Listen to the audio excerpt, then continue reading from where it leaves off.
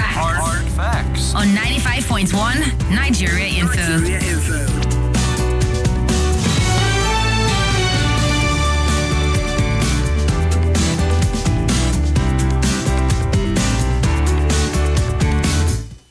All right, a very good afternoon. A wet, cold afternoon. It is right here in the nation's capital. Ladies and gentlemen, welcome. And good to have you join us. Or, well, you haven't joined Morning Crossfire to what's happening in Abuja and, of course, to Sunnyside with Swat, the Vocal Majesty, and Super Duper Amazing. Welcome to the show. This is Hard Fact on 95.1 Nigeria Info, your passionate, trustworthy, and conversational radio station. All right. Myself, Gabriel Spector, the Common Radio's finest, and, of course, the Ukomakara Abasi one of Nigeria Info. No such person exists, please. It's okay to just call me Somi. I would keep trying. Well, please, don't try on air. No, sir, that's not. Please let him not do that, please. It will amount to defamation and many other things. So I'm making attempts, sir. I'm working on it. Good afternoon, Somi. Hello, Gabriel. How are you? Yes, it's Somi, please. Just simply Somi. S-O-M-I. I even spell it out. I don't like on a the daily lazy. basis. I don't like the lazy roots. Why should I call you so? That's lazy. We coined a name for you. Talonje, we. Who are the we? We. Behave yourself. Calculus of Nigeria Info. All right, then. Some people have said, even I don't know how to say it well, so try not to say it as often as possible. How much more you? But yes, just in case you want to give it a go, it is the Anemuye Ikombakara 1 of Nigeria Info. I was close. Dr. Majeed is with us this afternoon. Welcome, sir. Actually exist. Oh, yes. Actually, someone did give me that title. Yes. It's a very beautiful title. Yes, it is. It is. Shall we have you say it, sir? I'm proud of you. You want? All right, so in the studio with us is Dr. Majeed Dahiru for Wednesday midweek special on Nigeria Info Hard Facts, where we look at the big three issues making the rounds in the nation. Now, let's get right to it, all right? So we start with this very story. I think we'll just do this one and get it out of the way. Edo State government shuts down 3 schools over DSS alarm of possible abduction. And you say, well, what is there to this particular story? Well, by the time we begin to unpack the story, you would know that there's so much more and even beyond to be concerned about. Or should we actually be worried? Is the DSS being an alarmist? Or is just routine call? Haven't seen that we've seen something happen in Oyo State. Well, the Edo State government has ordered the temporary closure of 3 public schools in Okonkwo Edo local government area of the state. The public schools are Ososo Grammar School, Ososo Comprehensive High School, and Makeke Secondary School. The State Ministry of Education disclosed this in a circular dated June 9, that's yesterday, 2026, and made available to newsmen in Benin City. Now, the statement said the closure of the schools followed the security alarm raised by the State Command of the Department of State Services, DSS, over the alleged mass abduction of school children in Edo North Senatorial District. I think I'll emphasize that again. Edo North Senatorial District. The statement signed by Enodo. You want to help me? No. Give it to me. I believe in you. The statement signed by a certain official on behalf of the permanent secretary of the ministry, who was addressed to the principals of the affected schools. The ministry, however, directed the candidates currently participating in the ongoing West African Senior School Certificate Examination, WASSE, should be allowed to access their examinations or, examination centers under strict arrangements. It said the candidates should be supervised as may be provided by the relevant security agencies and community stakeholders. According to the statement, the Ministry of Education has received intelligence reports and advisories from relevant security agencies regarding credible threats to the safety of students, staff, and the school communities in some parts of Okonkwo Edo local government area, which is in Edo North senatorial district. All right, so the report goes on and on, but because of time, we'll just stop at this. I think we've taken the crux of the entire, message. So, Dr. Majeed, we have an issue here where Edo State is saying, or DSS, as a matter of fact, is saying, Edo State, you need to move, especially in the Edo North. So, what is it about the Edo North senatorial district that calls for concern or to be careful? That is number one. Number two, perhaps if we pay attention to geography of Nigeria, we look at the Kainji Dam or the Kainji Lake Reserve Park, all the way from Benin Republic down to Kebbi State, to Kwara State, to Niger State, and then Oyo State. Then what has Edo State got to do with this? And if you're looking at Edo State, DSS will not just cry foul. If the DSS is saying, Edo State, be careful, should the South region be worried? Some people say that in the North, the quality of persons kidnapped and how much you can get from them in ransom is not as high as the quality of persons in the South. And then you have the Niger Delta thing in the South region. Are we, by mentioning the South, are we escalating? Are we being paranoid here? Nothing to worry about?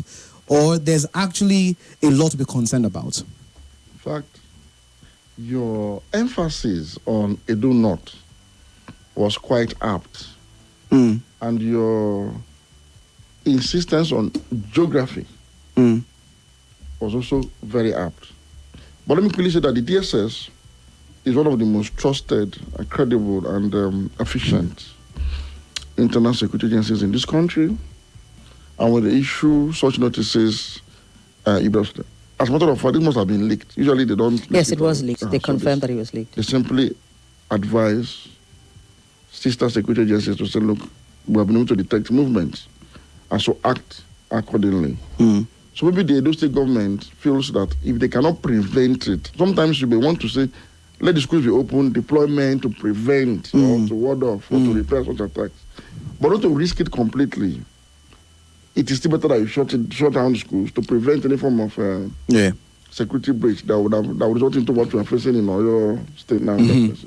Now, you ask, the question you asked and how you crafted it is very, very, very, very important. Because you are trying to say, look, is it that this thing has left Southwest again, and we are now seeing an attempted landfall in South-South? That's why the geography of Nigeria comes into focus. You see, Nigeria's geography is geopolitical in nature. I'm sure most of us did geography, basic geography, secondary school. So it's not actually an accurate geography of some sort. So, for instance, the parts of Edo, where you call Akoko Edo, Edo North, has very much more in common with Okene, where I come from in North Central, than, say, Asaba or Benin, even in the same Edo State. So the description of it as South-South is not... No, it is carved into South-South. Edo State is in South-South. But part of Edo State is just one house in between Okene and Malaka government and this area in question. So, for instance, if you leave Okene town, if you're going to Lagos, you drive through a place called Ageva, and you enter Ogorimagongo local government. If we are Ogorimagongo terminates, Ogorimagongo is part of Okene local government those days until 1996. So, we are Ogorimagongo terminates. It's like this building now is the last house in Ogorimagongo.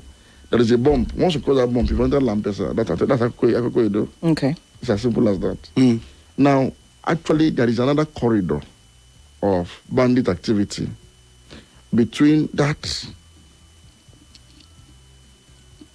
axe straddling parts of Okene, Ogorimagongo. There is a forested mountain where it is very possible for people to strike on the other side of the mountain and then escape with children into the interior of the forest. It's possible. So that is the threat I believe this place is facing right now. Now, for the Kogi side, because of the activities of vigilante groups and hunters, the Kogi state government was able to put in place a local security network of hunters. And these hunters form part of the state vigilante services. Now they carry brand new pump action, guns. Although I still think they need to, scale it up a bit, but at least for now they have enough of pump action and cartridges. They are scattered everywhere. And they are in the civil service of the state. The current Governor Dodo, make sure that they are part of the civil service. So they are like on a pensionable employment. It's not an ad hoc thing at all. So they are very committed and efficient. If you read any story about Kogi security, hunters are usually part and parcel of the architecture. In fact, they actually take the lead. But on the Edo side, I do not know that they have such an arrangement.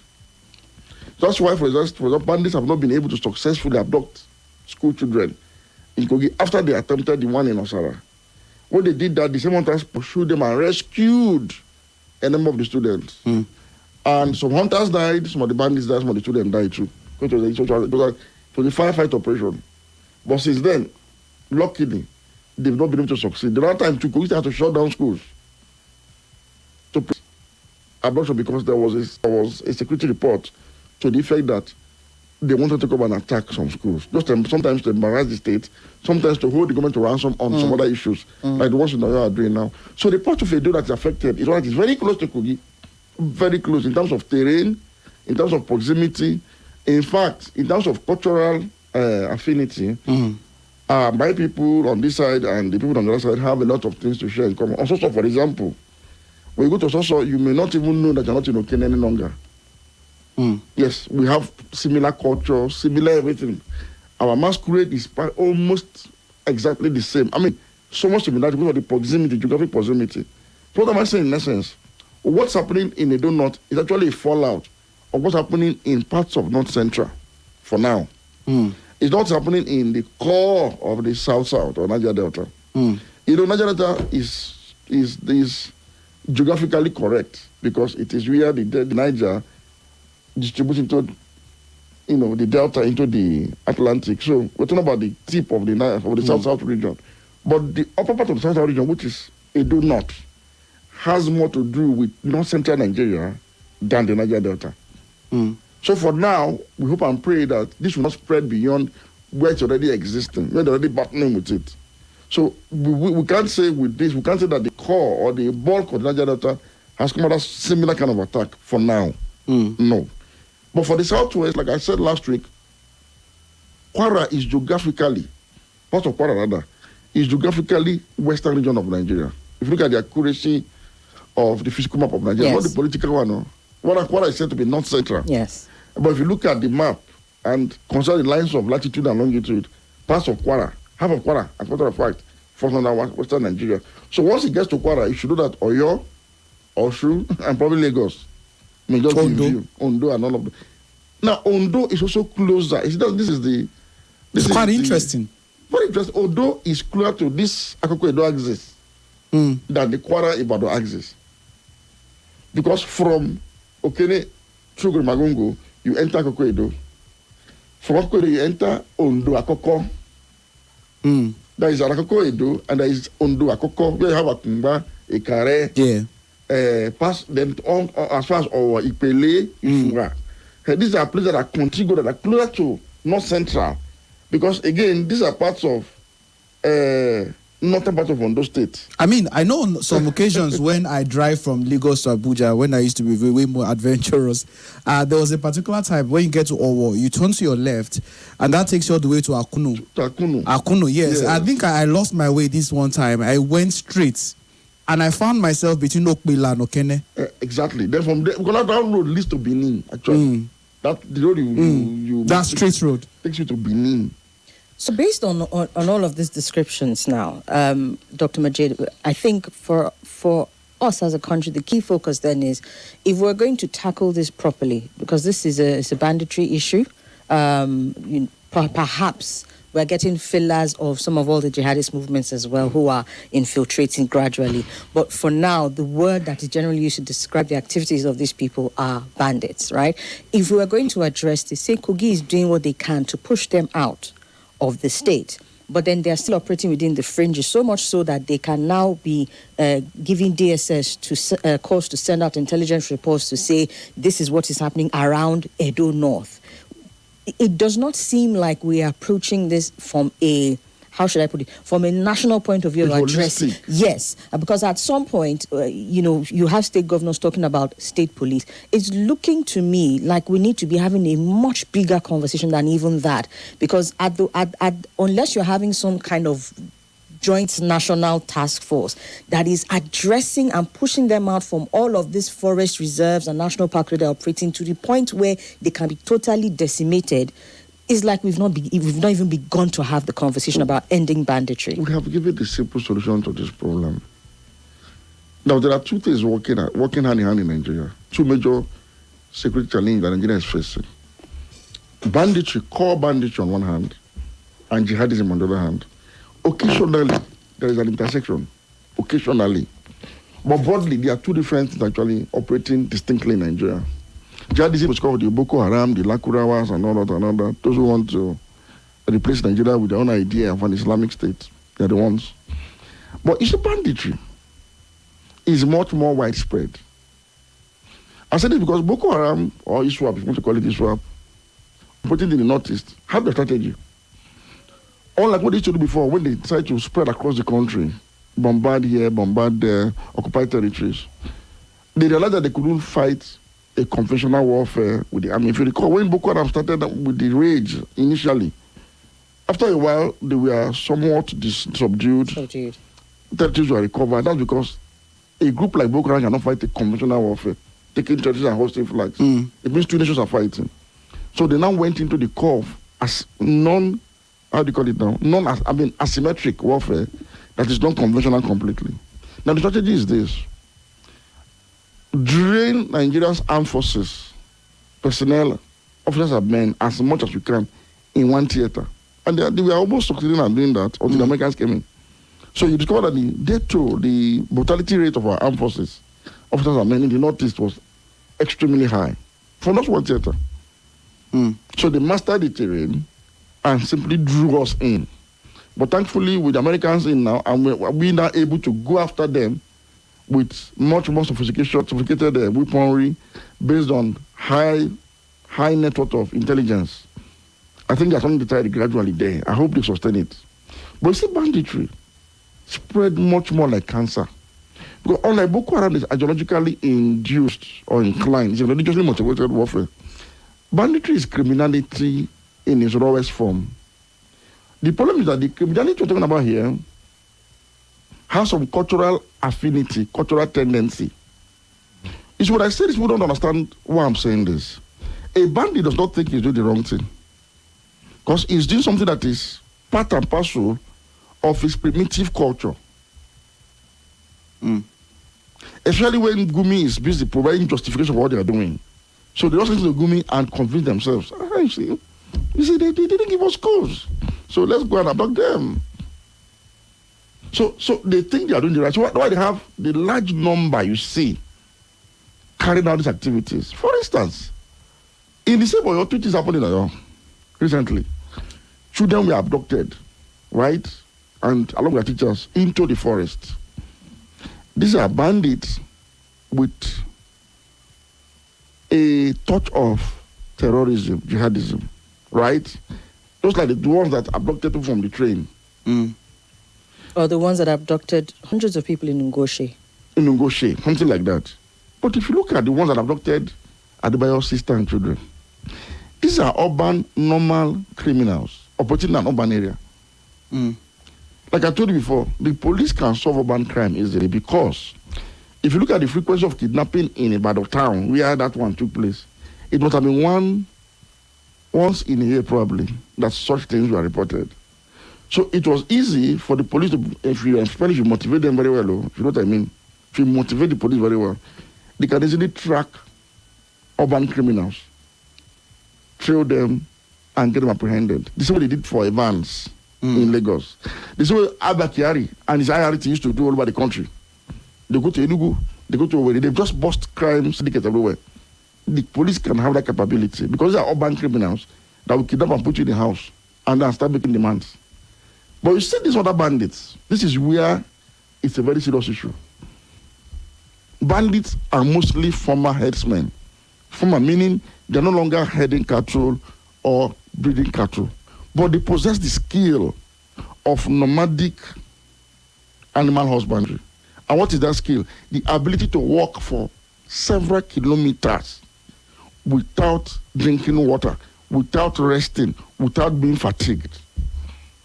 They have it. So what they do is this. They come in large numbers into communities. Rural, and if you observe, banditry takes place in rural areas, not in the city center. Bandits can hardly come into Abuja town to come and kidnap people. But they can go to Buhari. Would you consider Biajin a rural area? Anywhere that is close to the forest is where bandits operate. Because we also got reports about bandits being shot dead and apprehended in Biajin just as of today. The thing is, when we see criminals, we now label every kidnapper a bandit. I mean, the police are the ones that I think so that that's also a cause for concern. accurate profiling needs to be important. It's important. See, have you watched the movie called Sholay? I don't know if you love Indian like I do. Sholay portrayed the bandit tribe of India. They are called the dacoits of India. India had the problem of banditry up until the early 2000s. For more than 100 years, the modern state of India battled banditry because it was a tribal thing, it was a cultural thing.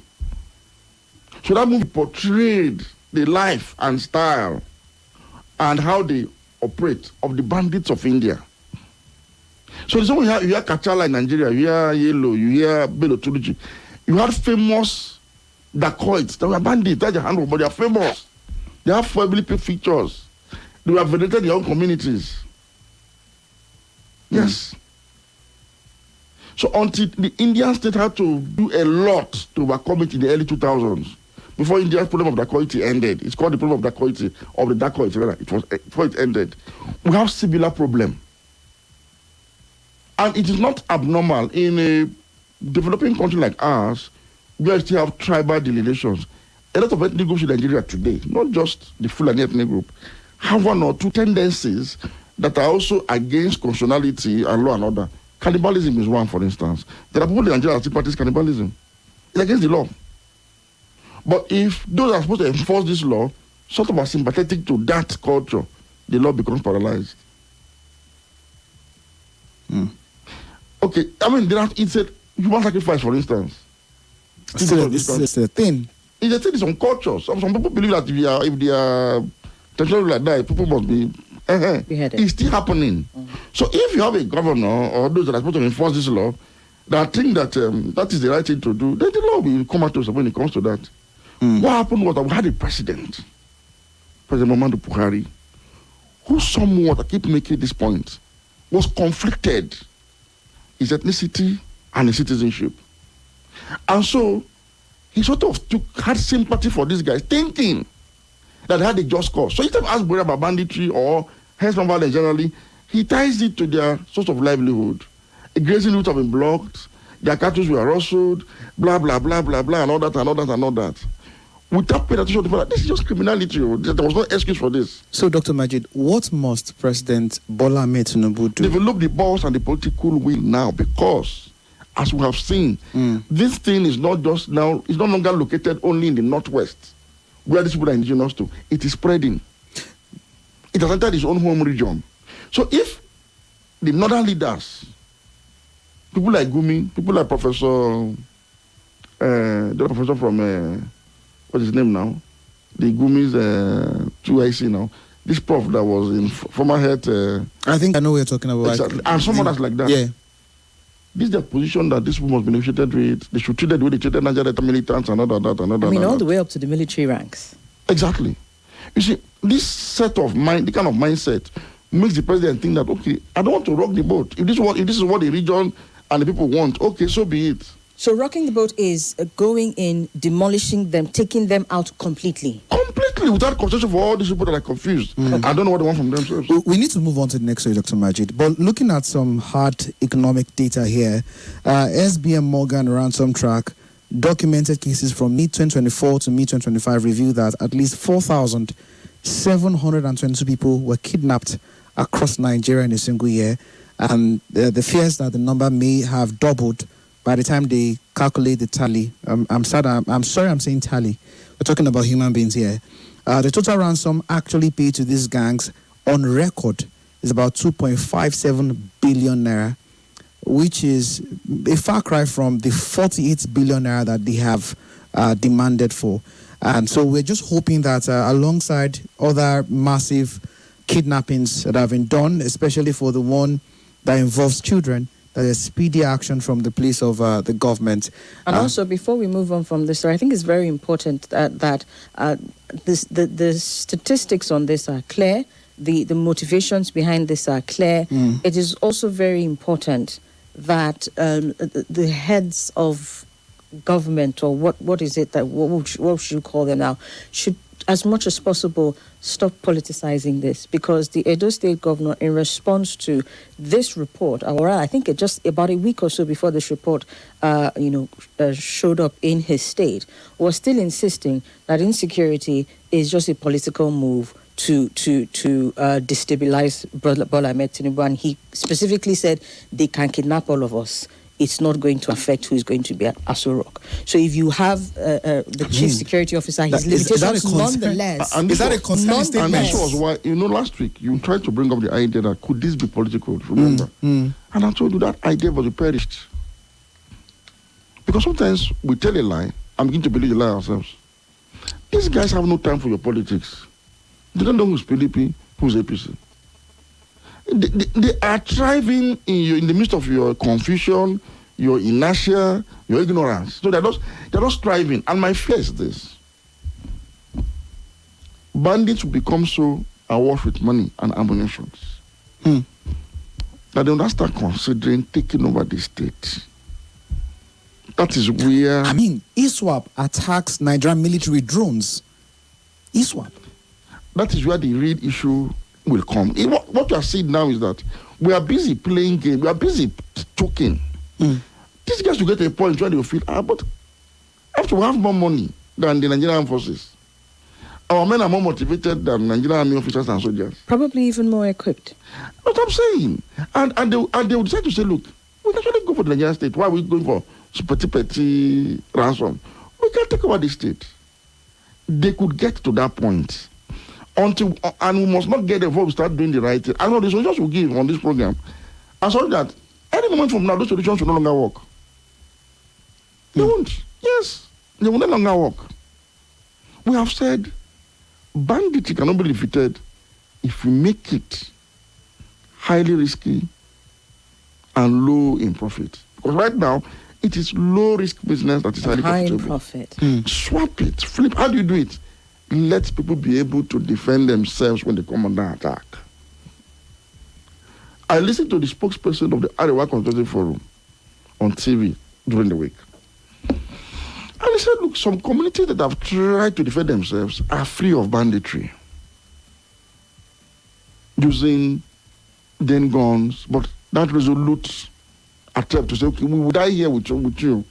Bandits avoid such communities. He said it. It's common sense. A bandit wants to live to enjoy his money.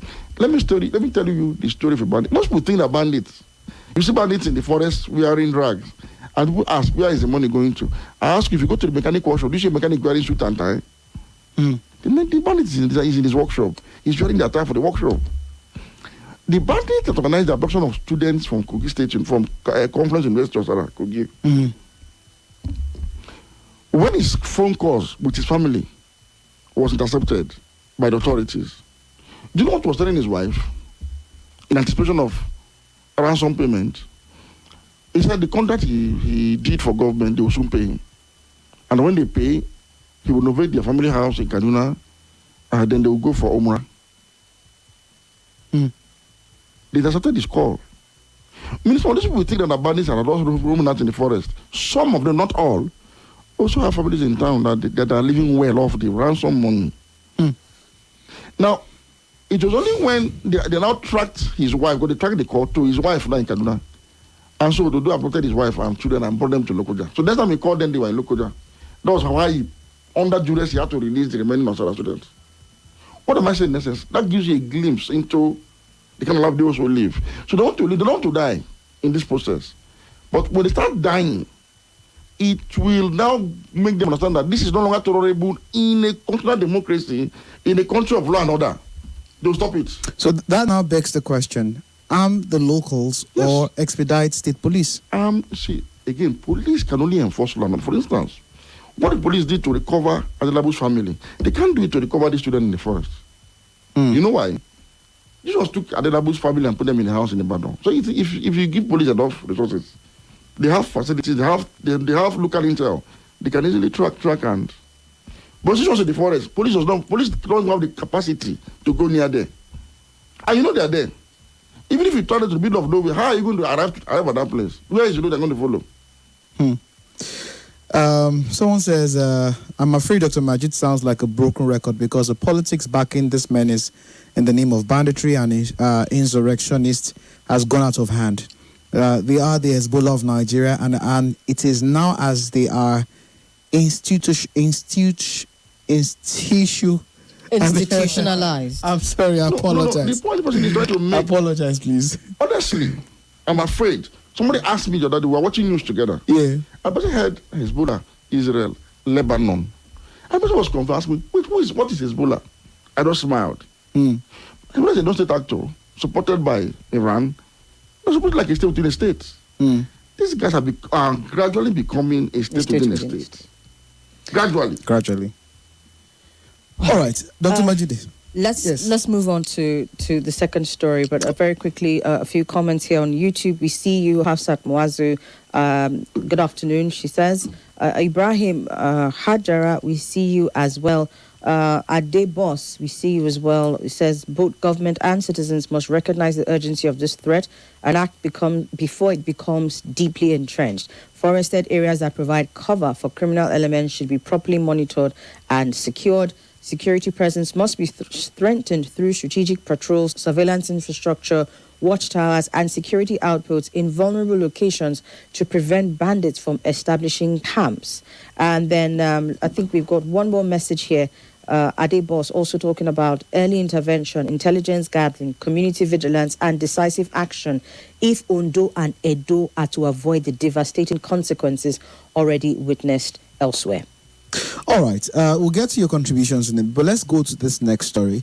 It will take a break from security matters and now turn our attention to, some will call it politics, some will call it legislation, some will call it governance. I don't know what you will call it, but let's share first. So, according to reports here, a six-year single-term push raises elongation fares. The plan by Senate leader Okonkwo Bamidele to sponsor a bill seeking to introduce a single 6-year tenure for presidents and governors after the 2027 general elections has heightened fears about plans to introduce a constitutional amendment to allow incumbents stay longer in office. Reporters gather. Senate leader Bamidele, in an interview with journalists in his office, said that the proposed legislation would be among the first bills he intends to introduce when the next Senate is inaugurated. He said if the legislation sails through, it would enable elected leaders to focus on governance rather than re-election campaign, as the current two-term arrangement often compels office holders to devote a significant portion of their first term to political calculations and preparations for re-election, adding that a single tenure would eliminate distractions associated with seeking a second term. But reactions that trailed the statement has indicated that Nigerians view the proposal as more of a plan to elongate the tenure of those in office who would have been serving their second terms and are constitutionally barred from seeking same offices. Though Okonkwo did not say if the proposed bill would commence with those in office, most respondents fear that it may not be altruistic, and if it sails through, those in office would take advantage of it. There are, however, those who said the proposal would make office holders concentrate more on governance rather than in the politics of second term. And this is where the dichotomy that we have right now, where we are, Dr. Majeed, and I can see you smiling.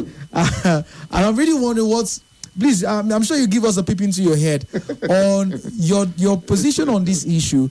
It sounds, what's the word, noble on paper.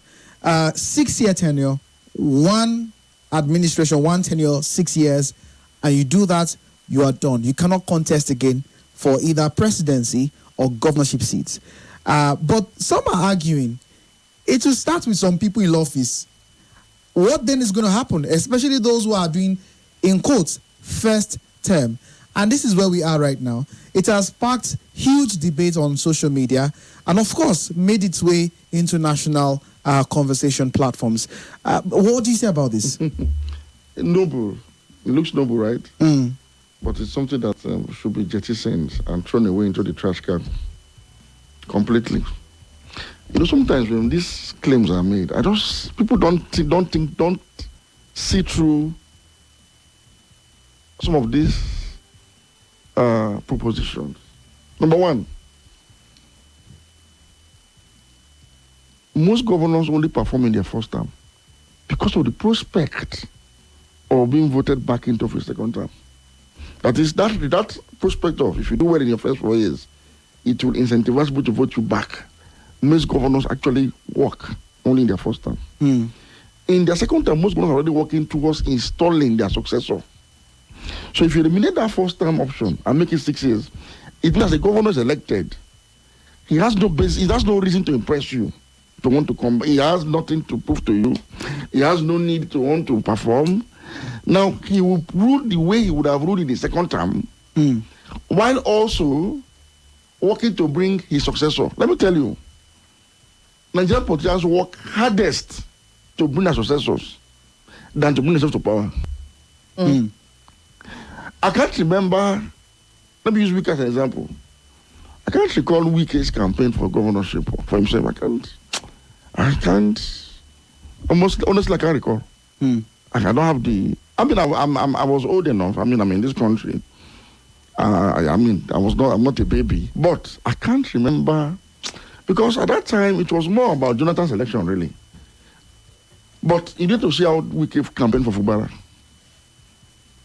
I can't remember Oshomole's election. I can't. I've forgotten.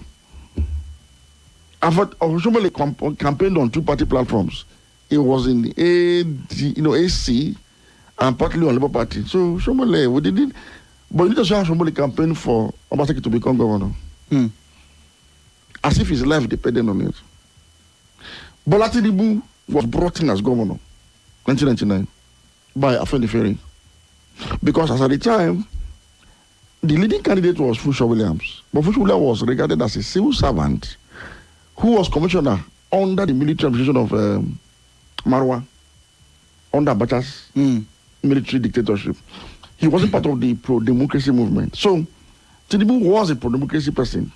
So, those that formed the AD, most of them were of the Nadeko stock, favored Tinubu over Williams. If you had done primaries in AD, then Williams would have won. In fact, there are insinuations that actually won the primaries. But some of the leadership felt he's an outsider to this arrangement, so they brought in Tinubu. I was in Lagos. I lived in Lagos then. I just saw Tinubu's posters there and there. Okay, Tinubu became governor.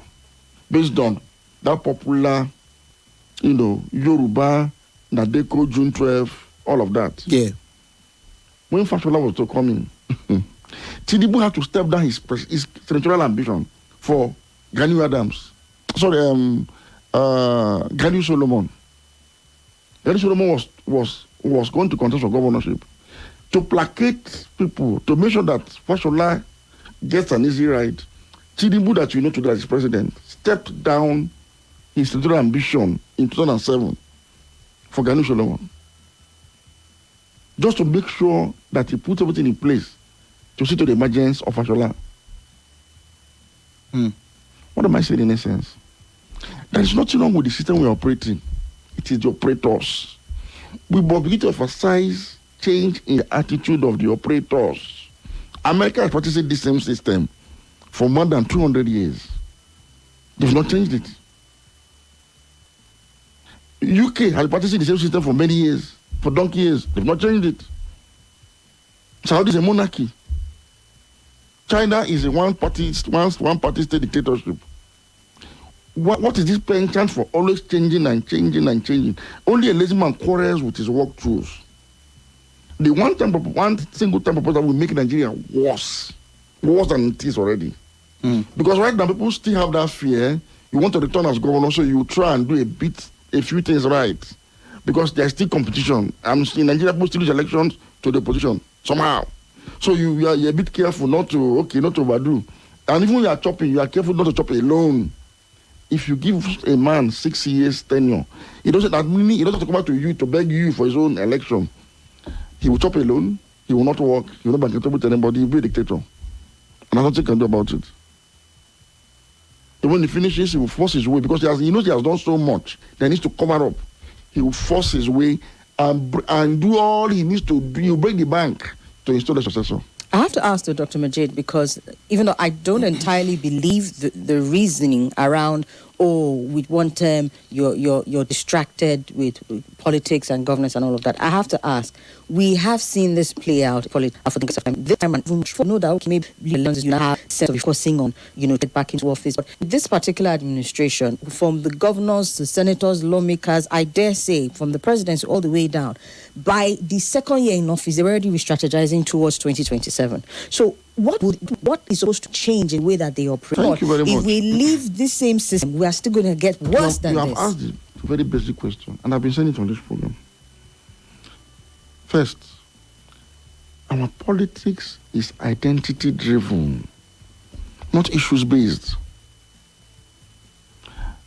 And when you have identity politics, the reward system for identity politics is a corrupt patronage system at the expense of the state, which has effectively rendered our political process almost a criminal enterprise of power grab for self-service.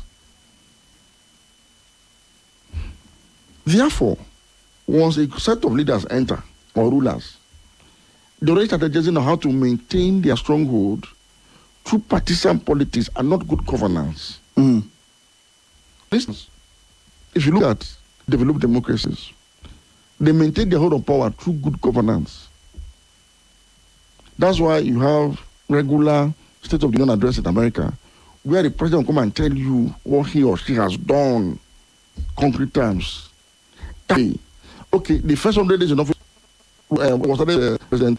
In 100 he had so much to celebrate, he has achieved so much, that he had to address the nation to say, look, the mandate you gave to me, in 100 days, I've done this, and that. I've steered the country away from depression onto the path of progress and prosperity and growth and development. There they use good governance, statistics, milestone to do their own politics. I mean, someone listening right now will say, yes, the Nigerian government also will tell you 100 days after in office, this is what and what I did. No, they celebrate with fanfare. Thank God, though, he has successfully been in office for 100 days. They will call all the women groups to come and dance in the stadium. They will bring all the youth groups to come and dance. That's all. So we don't even know the reason for celebration of 100 days. We thought it was just to say, thank God, I have been in office for 100 days. What have you achieved in 100 days? Removal of subsidy, for example. Floating of the naira. I call this an achievement. Something I still having conversations about up till today. What have I said in essence? What now needs to change so that any system you adopt to work for you is to flip this identity politics away from what it is now to true liberal democracy. Who is going to do the flipping? The political party system, which you don't have. And it has to be a coalition of willing and enlightened Nigerians that will come together. But it demands two things. You must sacrifice your religious and ethnic identity for the Nigerian one. Simple. I just want to look at Somi and decide that, look, to represent me in the House of Reps for Amak, Buhari Federal Constituency, Somi has got the highest level of integrity and can satisfy my need and want as my legislator. Rather than saying, she's from Edo, she's a Christian. Let me vote for my brother from Kogi, who is a Muslim like me. Whether or not the person, until we get to that stage. So you know that you are voted because they said you have something to offer. So you don't go there to prove that you do have something to offer. Because you know that if you go there and you prove not to have as much as to offer as we thought, you know that within a month our patients will run out and we will start calling for your recall. You know. Nobody needs to tell you. But when you know that you are there because of ethnicity and religion, if you fail, your own people will rally around and say, it's our turn. So what you now start doing, the perks from that office, that starts using to satisfy But they cannot even do and make more noise. Leave it our own. Okay, let us start doing rotation. After our own, you should take your own turn. And that was how Nigeria got to where it is. And I'm saying 66 years after independence, 27 after democracy in 1999, we have not changed the paradigm. You know, I had a quarrel with the Labour Party, if you recall. I said, among all political parties in Nigeria, the Labour Party had the best opportunity to have steered Nigeria away from this part onto this other part. Why? Because it's called the Labour Party, a party of workers. The NLC and the TUs actually owns the Labour Party. All that was there was a visionary, a pragmatic leader that can simply weave a set of ideas around the Labour Charter of Demand and make it an ideology. Simple. That was how the UK got a break from the Conservative Party. The UK Labour Party is a workers' party. In fact, until recently, their headquarters was in the NUTF Secretariat of the UK. So usually, because it is the workers, those that are working, that are struggling, that will challenge the bourgeoisie, those that own the means of production, to say, look, give us more from this bread. Okay, you are not giving us more. We want to take over the bread baking process so we can know how to bake it larger and share more. We have not been able to arrive at that destination in Nigeria. Look at the recent development, my dear. APC conducted primaries and cannot declare results. All other parties have followed suit. Yep. For the first time in Nigerian history. Yep. First time. NDC, your NDC, your ADC, the two factions of PDP. None. They just, as if they belong to the same kakako somewhere, where if they take a decision, then they come and implement it across party lines. Just because APC did not declare results. No party has declared results. And you want to now bring CCS and go. Is any system you bring to make a best of it? Any. So we don't have the party, and that's why I keep asking who will do the flipping. We don't have the party structures that support for such things to happen. I mean, if you say it's we, the Nigerian people, sir, I'm sure you are very much aware of the delineation saga that is happening in Delta State, where you are having, even among the same states, you are having, we are Ijo, we are Shekiri, we are Urobo, we are this. So it's like we're not ready. We need to dedicate one full week to discuss that matter. That matter, right? One full week. That we will think. That is a reflection. Yes. Of what ails Nigeria. All right, sir.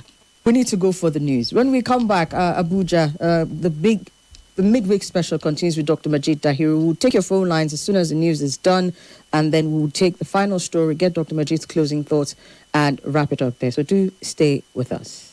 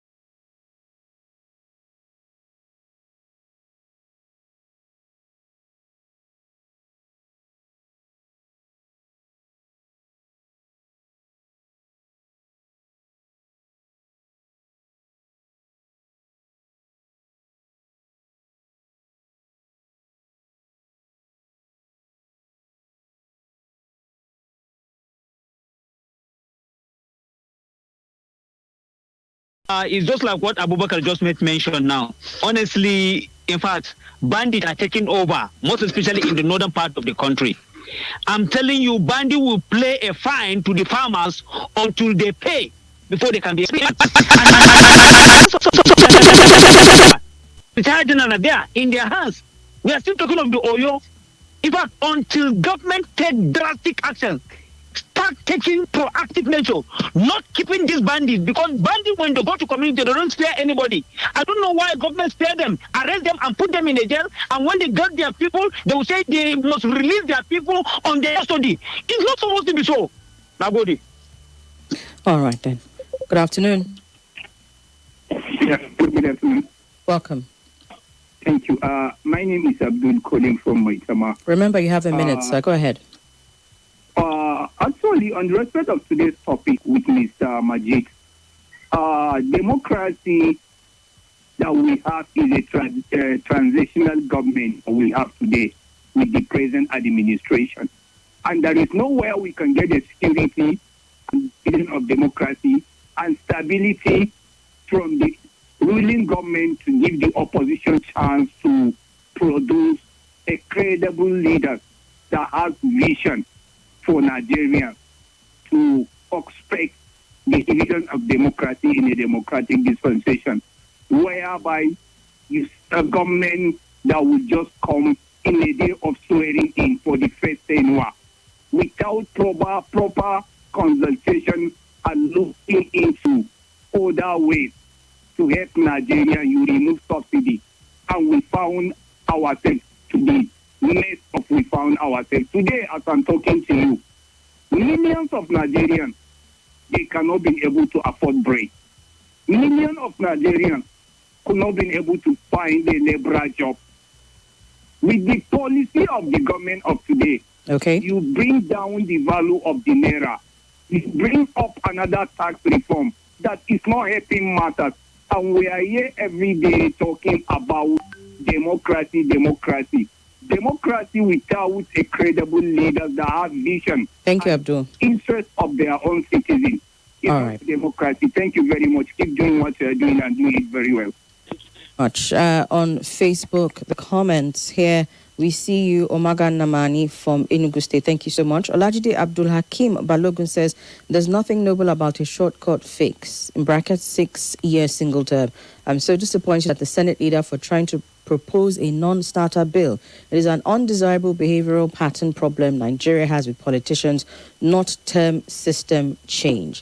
Detrux Tony, thank you also. We see you watching from Kaduna. All right, so let's look at the last story for the day, and this one has got to do with, of course, it's still about politics, where the person who you'd say used to be the spokesperson for the Peter Obi campaign in the 2023 general elections has come out to say that to make certain comments about his former boss, talking about Mr. Peter Obi. All right. Some alleged defamatory statements here. A Steering Channels TV program reviewed by Premium Times, Kenneth Okonkwo alleged that Peter Obi and Southeast Caucus of NDC demanded 10 million naira bribe from House of Representative aspirants in the party to secure tickets for them. The politician specifically claimed that a House of Reps aspirant in the NDC from Anambra State, Obunike Ohegbu, sent a message and a receipt to him alleging that Mr. Obi scammed him of 10 million naira bribe. He claimed that Mr. Ohegbu, a House of Reps aspirant for Nnewi North, South and Ekwusigo constituency, claimed that after he and other aspirants paid the 10 million naira bribe, they were asked to go to field for primaries instead of giving them tickets. Okonkwo further claimed that Mr. Ohegbu alleged that Mr. Obi, instead of ensuring credible primaries, stayed at a hotel, wrote and submitted a list of NDC's candidates for various constituencies.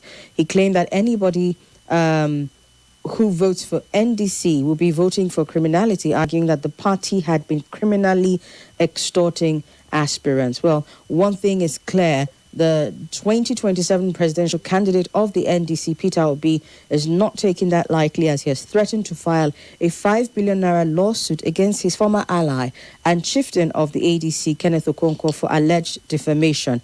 In a pre-action letter sent to Mr. Okonkwo, signed by his lawyer, Alex Ejesieme San, Obi accused the ADC chieftain of making false and defamatory statements against him when he appeared as a guest on the TV station. These are people who were former political allies now going neck to neck with each other, both of them being in the Labour Party before the move to ADC, where Obi then left for NDC.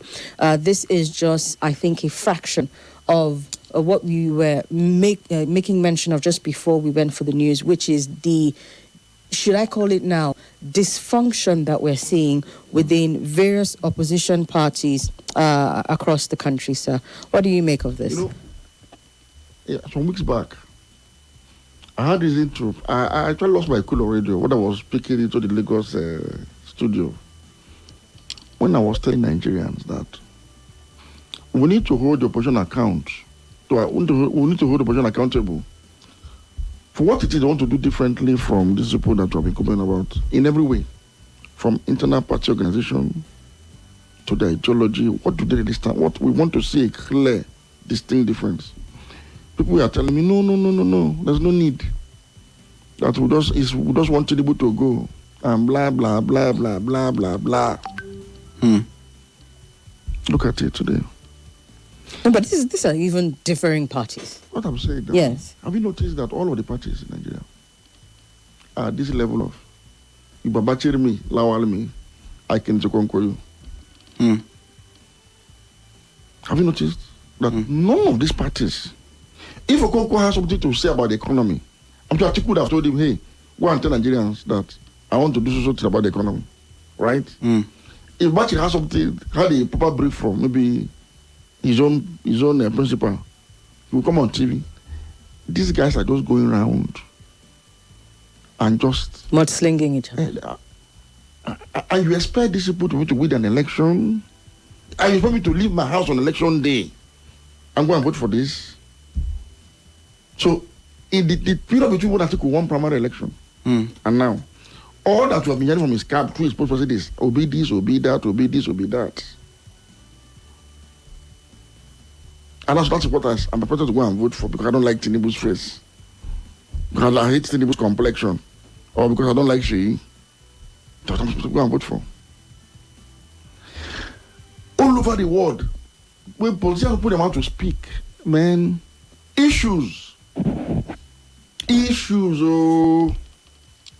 When our Kemi, when we are all abusing Kemi, I told you, I said, I love Kemi, oh. She's ahead of all of them, all Nigerian politicians put together. She's a big book past all of them.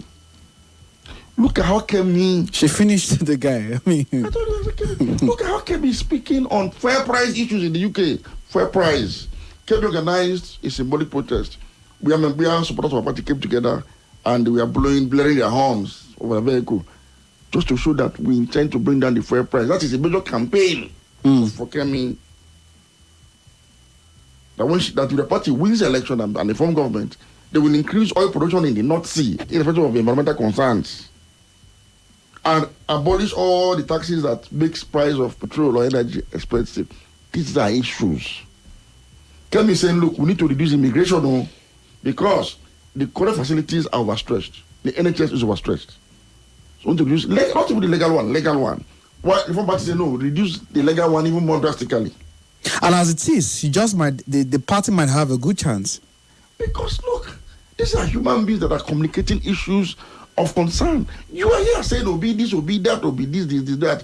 But you know, I'll come on TV, I'm shouting, article this, article that. Why? Because all of them that are actually opposition leaders have not been able to give their supporters any Bible, any gospel of the good news they are bringing to Nigeria. None.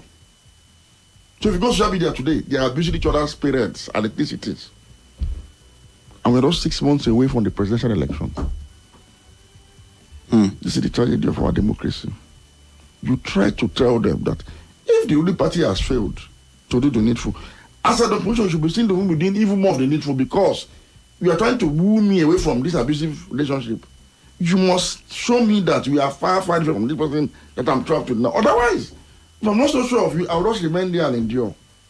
Dr. Majeed, one group right now that looks like they have a semblance of ideology, which is the Kwankwasia movement, known to be the populist, left-leaning group, if you can call it that, right now are threatening to even break away from NDC. Do you think that this is some serious concern for Peter Obi and his chances? The problem I see, and I've been saying it, political parties are not actually formed the way and manner both the ADC and the NDC came into existence. But ADC was better a bit. At least Obi then went in without trying to take over too much of the structure. But Kwankwaso was trying to take over the structure in Kano. But there was a sharing formula of 60-40. Sharing formula. What are you sharing? I presume that you're a Christian. I am. I don't know the denomination you belong to. I don't know. Denomination You belong to. Pentecostal. Thank you very much. Are you in struggle for any position in your church? No, I'm not. Because you know that being a Christian and a Pentecostal, you are simply the question of salvation. The higher goal. So every Sunday you go, you pay your offering, you pay your tithe faithfully. And you don't care about who is pastor, who is deacon, it's not your business. Right? Right. I'm a Muslim, for instance, so every other day, I go to pray. I go to the mosque. I don't want to be Ladan. I don't want to be Imam. I don't want to be anything. Because I'm simply a member of this religion by conviction. I believe and to take me to heaven, higher goal. A political party is supposed to be like a religious group that you belong to.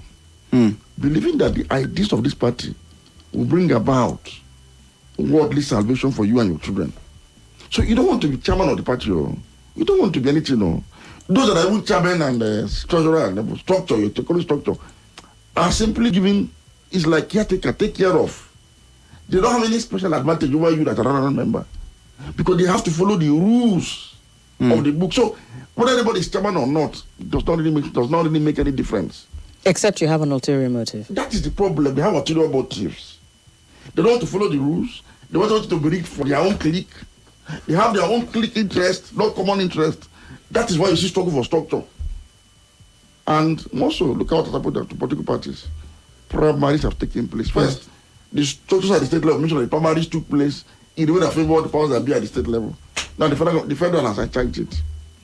Serakedi 16 is sitting on the NDC. Atiku and David Mark, they are sitting on ADC. President Bola Tinubu and Nantawi are sitting on APC. So much so that the president of the Senate can make a statement trying to console those that lost out of APC primaries. For you. That they're still struggling for them. That is, if for example, if for this I had voted by Senate of my place, command level, his or her organ at the top is saying, don't worry, I'm still trying to push for you to take the seat. That is the structure. So at all levels, at all parties, because this is persisting. Are not for public service. Are you in a hurry, for instance, to go outside there tomorrow morning to go and clear debris that may have been thrown off from the drainages because of this event? Are you so much in a hurry to do that? No. That is what public service is supposed to be. That is what your position as a senator is supposed to be, as a governor, as a rep member. It's akin to go there to clear the debris. That when everybody is still sleeping, you are out there early in the morning. So it has waiting of passion. You know the way you like to jog in the morning. And I was going out very early in the morning, and I saw to my neighbors jogging. I mean, in our hood. I'm like, wow, when, dear Lord, when? These are people that have the time to enter that cold in the morning and jog for kilometers. It's their passion. I don't have it. All right? So I'm driving in my car. What am I saying? Probably always supposed to be passion. I mean, I love to be awake when others are asleep. It gives me joy. That's all. It makes me feel whole and human. So I can be your councillor, I can be your governor, I can be your this and that. You can say, look, I want to make money, I want to enjoy my life, so I want to be a businessman. If you're looking for money, it shouldn't be in politics, it should be in business. The politicians are supposed to create wealth for you people to thrive. It's like a selfless service. Selfless, But in Nigeria, the reverse is the case. Business and the economy depend on politicians and their connection. Simple. In fact, the business class own the business. The political class own the businesses. So, when you see the struggle, you see how. Why is everybody struggling? What are they struggling for? And all of this is fueled by crude oil money, daily returns from crude, daily rent, collect commission, not that you are even selling crude per se. It's what everybody is struggling for like this. Because the root cause is that all of us that belong to different ethnicities have positioned these guys as our champions to fight the common cause of our sectional interests, with them as the biggest beneficiaries. So we have to deprive them of that legitimacy by becoming detribalized as Nigerians. That's the only way. Look, Rwanda ended up in a civil war and a genocide. After doing this, we are doing Nigeria for many years. Look, the stage is set in Warri for a genocide. Yes, openly. Not banditry, not terrorism, no. Neighbor to neighbor. Yes. Killing themselves over delineation of ward. Why? Because if they delineate the ward along tribal, I don't know how INEC ended up deleting ward along tribal lines. I don't know how INEC did it. But they said they did it for balance, for fairness, for representation. You don't do it along ethnic lines. You simply do it along people that are their lines, without labeling it with any ethnicity. So sad. It's not constitutional. Because the Hausa man, what the jungle, the Sekiri, and Robo, the Hausa man that lives in Warri has the quarrel with you, the Sekiri man, as long as he bought his property or rented it legitimately as a Nigerian citizen. So you can't say that Warri belongs exclusively to you as a any man, tribe, or to a job man, or to the one. They come with the fact on all the matter. Who told you Warri belongs to you? Who told you? What belongs to you is the one that is in your hand. You know, people say that Lagos belongs to Yoruba. I ask, as a Yoruba man, can you enter Lagos and enter any hotel you see in Lagos and go and sleep in there because you're a Yoruba man? Because if Yoruba belongs to Yoruba, if Lagos belongs to Yoruba, as a Yoruba man, you enter Lagos now. These comments actually do more harm than good. It's worse than racism. So if you enter in Lagos as a Yoruba man, that Lagos belongs to you. So you go to a big brothers nightclub and go and drink all the beer there free of charge because you're a Yoruba man and you won't pay. What does it mean to be a Yoruba man in Lagos if Lagos belongs to a Yoruba man? Okay, you'll be entering free transport, Abi. You won't pay rent. You enter a Igbo man's house and you just stay for free. Who told you? So the answer to Nigeria's problem is detribalization. Oh, seriously. We're not a nation. Listen, I don't know if I sent you a write-up by Kingsley Moghalu. The things we'll be talking about, I'm sure he's just waking up to it. He just narrowed it down. We are not a nation. We're like people living in the jungle. You see, when you look at the jungle, there's the fact that all animals are walking on all fours, meaning they have more in common than they do with us, humankind, right? But look at the constant warfare there. They fight themselves, they eat themselves. It's like a food chain. Only the strongest survive, the weakest gets perished. There is no organization, and that's the richest kingdom. The animal kingdom is the richest kingdom because all the crude oil, good, everything you have is in there. They can't even exploit it. So they are poor, they don't have shelter, they don't have food, they don't have clothing. What's the difference between us and those people? Why? Because they have a king called the Lion King, who is very tribalistic, who only goes to hunt other animals for the benefit of his own animal, for the benefit of your lion family. So that's what you have in Nigeria. A president or a governor will come and take more conversation and marginalize the other people. Why won't you have farmers and herders, human beings fighting, kill themselves for cattle to graze? Dr. Majeed, thank you very much. It's been a wonderful time with you and getting your thoughts on these many issues. We do have to go for commercials now. When we'll come back, we'll squeeze in a number of your contributions. Stay tuned. This is Nigeria